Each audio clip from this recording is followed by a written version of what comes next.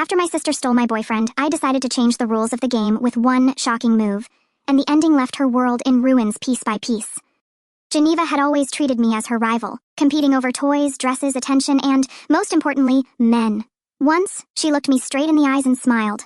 "What can I do, Elena? No man around you can resist me." I laughed and hugged the only man she couldn't have, Mateo Morales. She had broken up with Adam as if he meant nothing. "We only dated for a month," she said, stirring her milkshake. "Isn't that normal?" I sipped my coffee. "You sent me those photos and called it true love." She didn't even blink. "Adam was never really mine. Handsome, brilliant, rich, he used me as a shield to keep other girls away. Our relationship went public one day before she took him. Geneva didn't want him, she just wanted to take what was mine. So I changed the game. My taste wasn't very good before," I told her. "But this time, I found someone exceptional." She raised an eyebrow. "When exactly?" The moment she saw him, I saw that look in her eyes. But Mateo only looked at me. We left together. He walked me to the basketball court where he had a game. I sat on the sideline holding his jacket. Mateo wasn't just charming, he was bold, protective, real. I had admired him since freshman year when he stopped a guy who was harassing a girl. Without hesitation, I made my way into his world slowly. By sophomore year, we were texting often. Everything changed. When I pretended to date Adam, Mateo got jealous. Trembling voice, red eyes, he cornered me and asked why I had chosen someone else.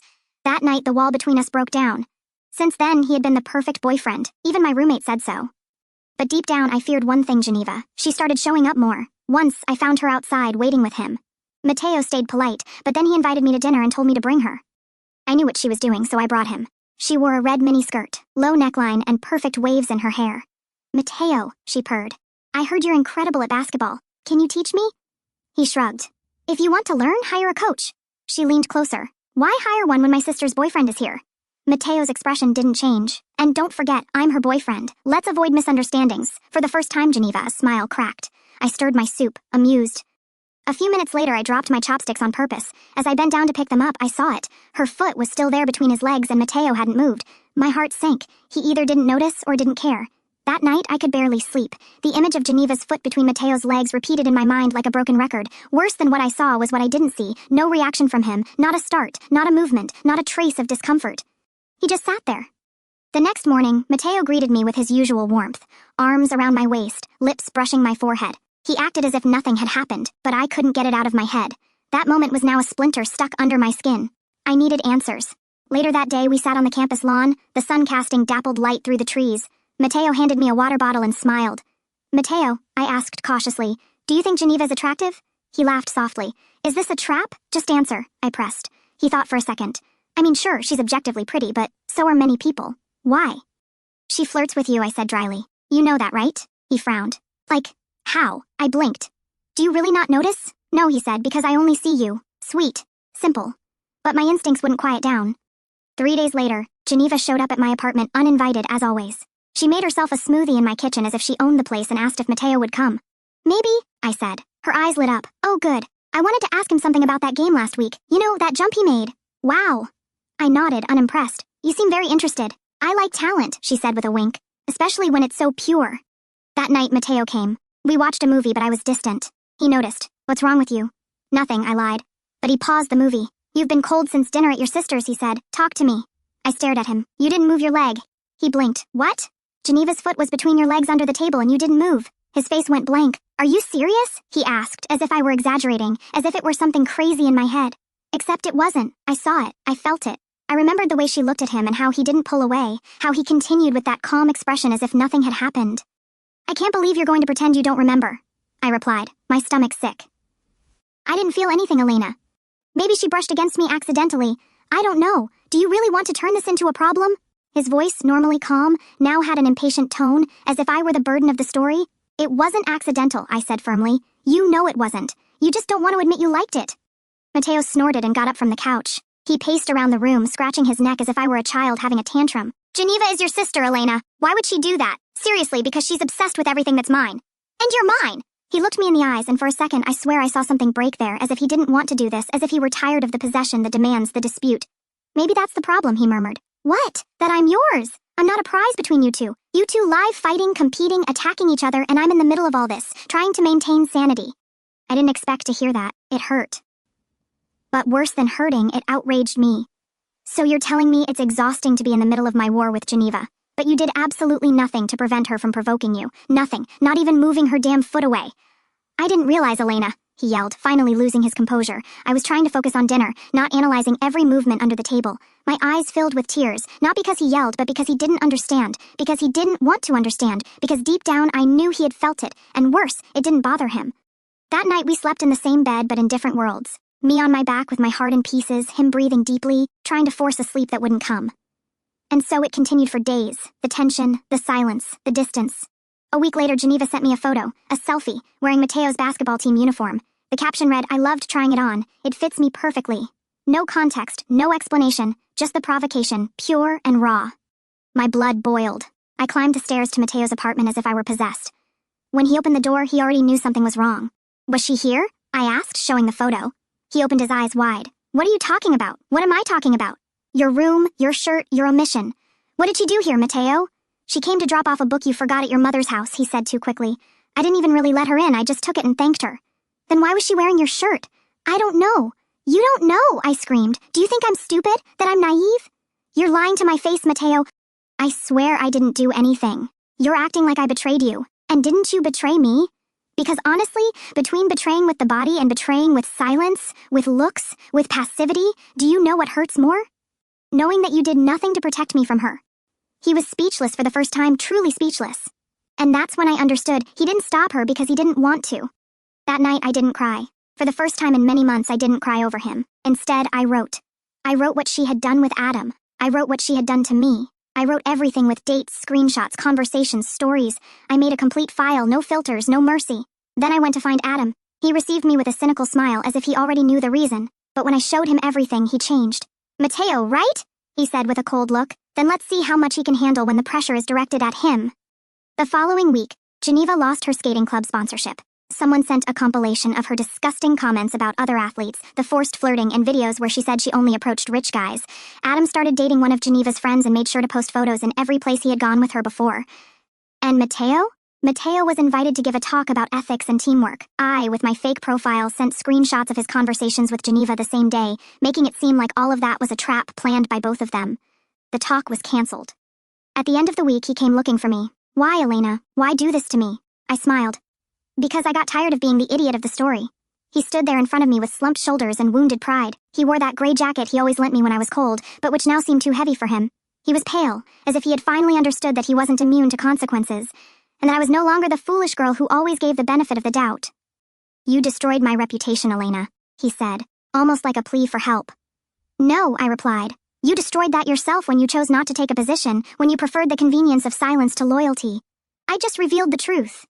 He ran his hand over his face, as if he wanted to erase what he had said. You'll never understand what it's like to be in the middle of you two. Don't compare me to her, I shot back. I never played dirty. I never dressed provocatively just to get your attention.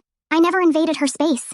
I just loved you, Mateo. Really, it's just that was never enough for you because deep down you liked her attention. You liked being desired by both of us. He didn't respond, and that silence confirmed everything I already knew. I walked away. I closed the door. Not slamming it, not screaming, just closing it with the calm of someone who, for the first time, had control. In the following days, the entire campus seemed to breathe my story.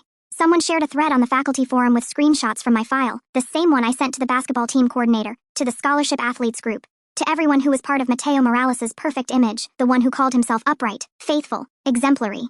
The truth was that he liked my sister's attention. He responded to flirtations with ambiguous smiles. He didn't say yes, but he also never said no. And when the situation escalated, he simply pretended nothing had happened, as if being passive was synonymous with innocent. But it wasn't. Geneva got furious. She started posting indirect messages on social media, trying to play the victim, envious people trying to ruin my career. I feel sorry for those who live in the shadow of others. And of course, the classic, women who compete for small men deserve crumbs. She wanted to play with me. She didn't know I was just getting started.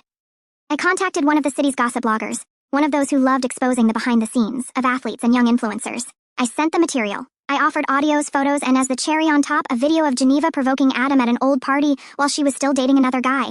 The video had never come to public light, but now it was in the right place.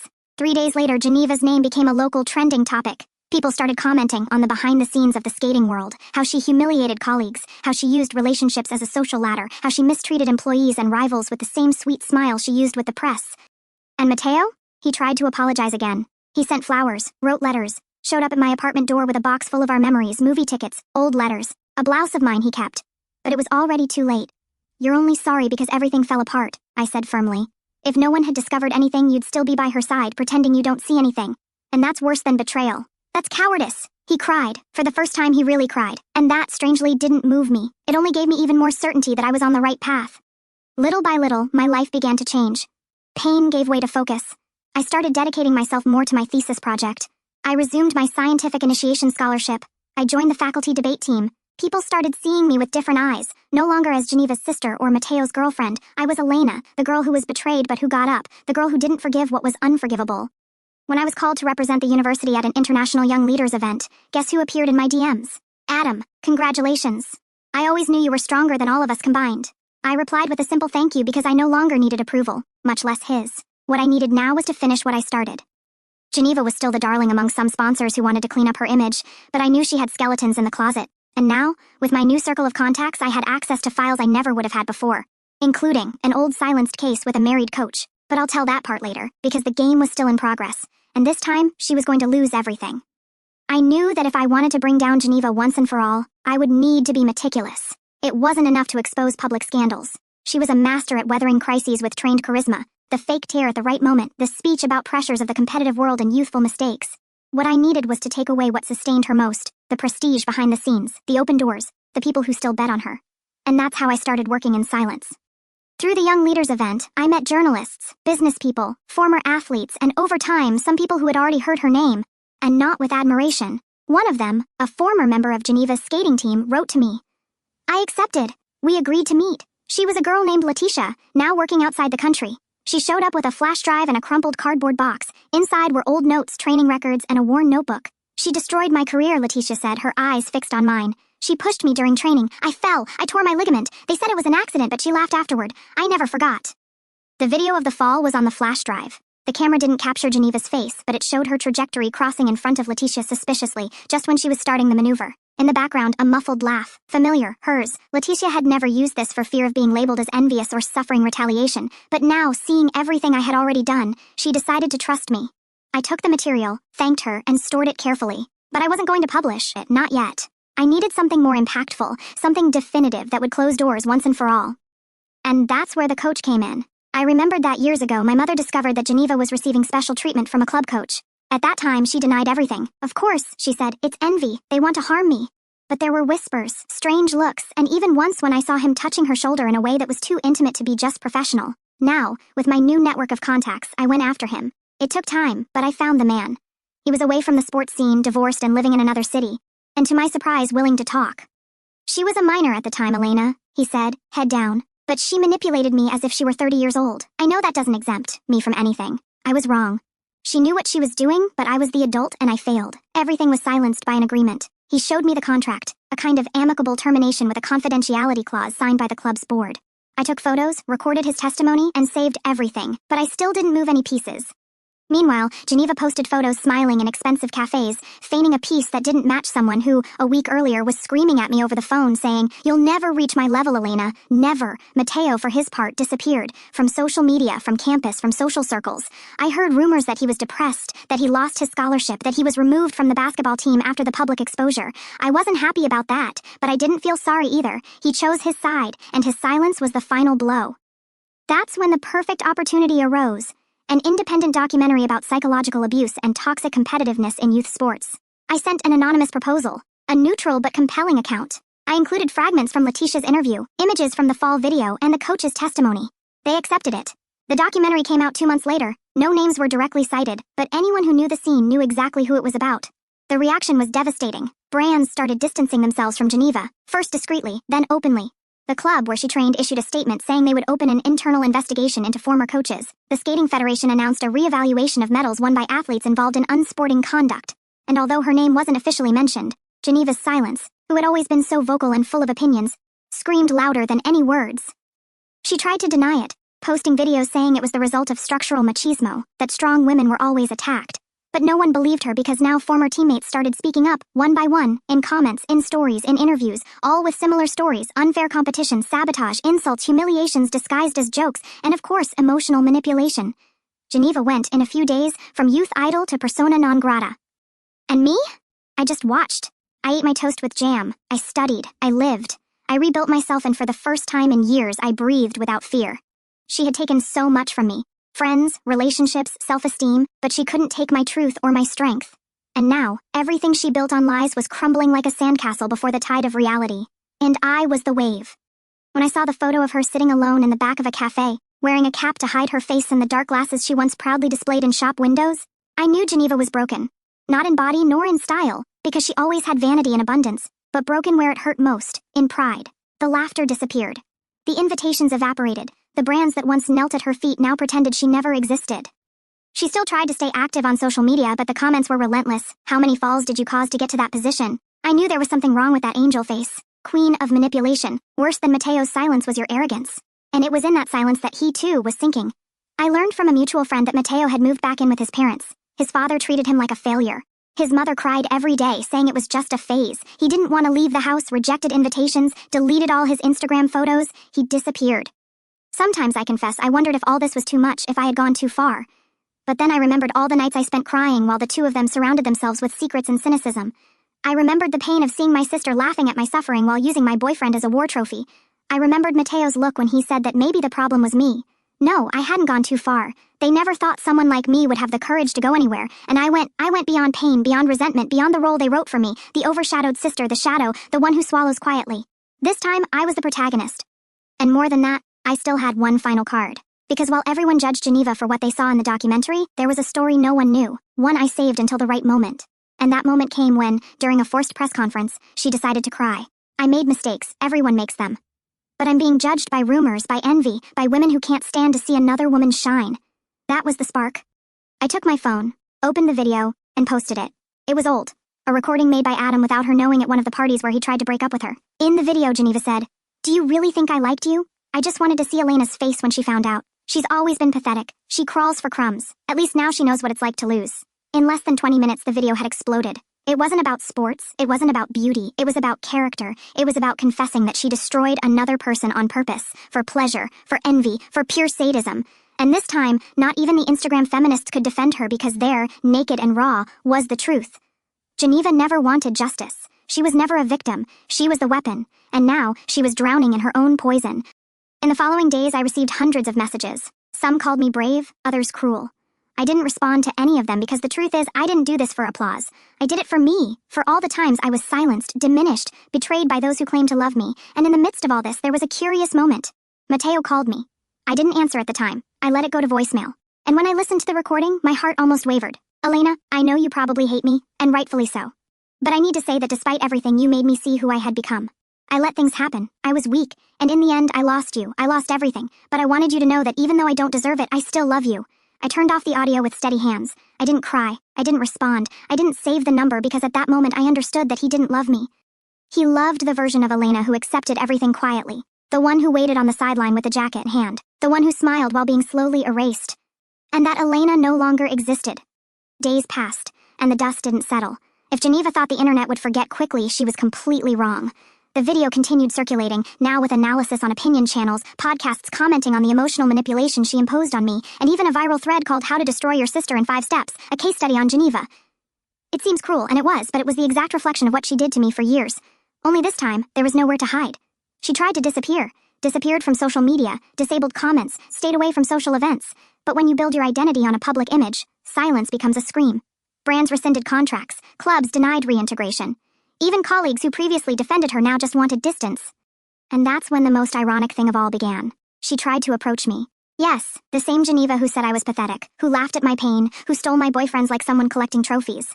She showed up at my apartment door. She didn't knock, she didn't send a message first. She just appeared. I opened the door and she was there with a dejected face, swollen eyes, hair pulled back carelessly, a sloppiness unthinkable for someone who always made appearance a shield. She had a bag with muffins as if that would erase everything. "Elena, we need to talk," she said in a low voice. I stayed silent for a few seconds. I felt a part of me wanting to explode, to throw every humiliation in her face, but I controlled myself because at that moment she wasn't a threat. She was a shadow of what she was. And me, I was light. "Come in." 5 minutes, I said. She sat on the edge of the sofa as if she were stepping on broken glass. She looked around, noticing the plants I grew myself, the paintings I hung, the piece she could never steal. I wanted to apologize, she began. I laughed without humor. "Apologize or clean up your image?" "I deserve it," she said, looking at the floor. "I know, but I'm alone, Elena. Really, everyone turned their backs on me. No one wants to listen to me. And even after everything, I thought that maybe you could still understand me." That word, understand, pierced me. You used me as a mirror your whole life, Geneva. You imitated me, you surpassed me, you hurt me. And now you come here, after everything, wanting understanding. She didn't respond, her eyes filled with tears, but I wasn't moved because her crying never meant repentance. It was always strategy. You don't feel guilt, Geneva. You feel shame, and it's not the same thing. She bit her lip, defeated. But not even that broke my shield. I don't take pleasure in seeing you like this, I continued, but I'm also not going to pretend I didn't expect this moment because for years I wanted justice, just that, and now it arrived. She got up, left the bag on the table, and said, I just wanted to be your sister again. You never were, I responded before she crossed the door. She turned around and for the first time in her life, she had no answer. The following week, I received an internship proposal at a major publishing house. They chose me after reading my published article about psychological manipulation among women in the sports environment, a text I wrote based on my own experience. It was symbolic. Around the same time, I learned that Matteo was working at a sporting goods store. Someone told me he had tried to return to the faculty team, but sponsors refused. Now he spent his days folding shirts, organizing basketballs, and avoiding curious looks from those who once idolized him. And me?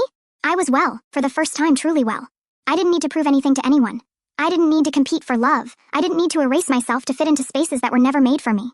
One Sunday morning, I received a call. It was Adam. I just wanted to say I'm leaving the city. I started working in sports consulting in another region, but before leaving, I wanted to thank you.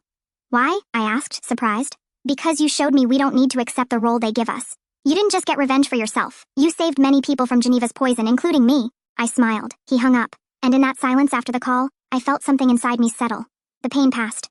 The anger, too. What remained was the certainty that I survived. And more than that, I won. But most importantly, I would never again allow anyone to decide my worth based on their convenience. I am Elena, and no one erases my name. Life has always moved forward. Not in a hurry, but with firmness. The faculty hallways, which were once stages of my insecurities, had now become the stage of my freedom. People greeted me genuinely. Teachers called me by my name, and I no longer walked with hunched shoulders. I had become the owner of myself again.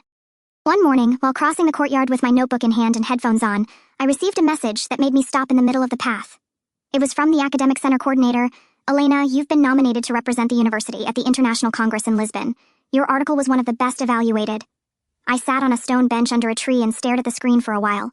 This was it. The definitive proof that everything was worth it, that I didn't need to compete with anyone, nor reduce myself to fit in anyone's shadows. I went home with a warm heart. I called my mother, who knew almost nothing about what had happened in recent months. She cried with emotion, saying she was proud of me, something I had waited years to hear. I didn't know if she knew about everything. Maybe she had pretended not to know. Maybe she was trying to save the little bond we had left after so much favoritism given to Geneva during childhood. But at that moment, I didn't want to look back. And speaking of Geneva, she reappeared. Not physically, but in a news story. Former skater Geneva F. seen serving tables at popular chain restaurant after scandal. The headline came with a blurry photo, her with hair pulled back in a loose bun, apron stained with sauce looking sideways like someone who wanted to be invisible.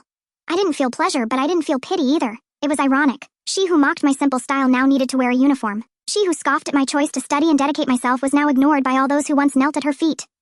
Her fall wasn't quick. It was gradual and therefore, harder. Little by little, she was left aside by everyone who once pretended to be her friends.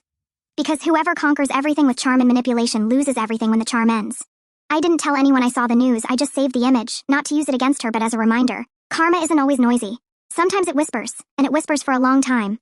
Before boarding for the Congress, I organized a small farewell with my closest friends. We sat in a circle, listened to music, and laughed at past stories. No one mentioned Geneva, no one mentioned Matteo, and that by itself was already liberating. In a moment of silence, a friend asked me, Elena, after everything, do you regret it? I looked at the glass of juice in my hand and thought for a few seconds. I don't regret what I did. I regret the time it took me to understand who I was, to realize that I didn't need anyone's approval, that it was enough to believe in myself. She smiled and hugged me. On the morning of the flight, I got up early, packed my suitcase, put on my university credential, and went down the building stairs with a smile on my face. While waiting for the taxi, I felt such great peace that it was almost strange. It was as if all the knots had come undone, as if finally this story had reached its end. Not the way I planned when I was lying in bed with my eyes burning from crying so much, but the way it should be, with justice, with truth, with growth. And there, inside the plane, looking at the clouds through the window, I promised myself, I will never be small again to fit into anyone's life. I will never again allow love to come accompanied by humiliation. I will never again let them silence me, because now, I was Elena, whole, strong, unforgettable, and most importantly, finally free. And now I wonder, were the choices I made and the actions I took really too much? Or am I not the asshole after all?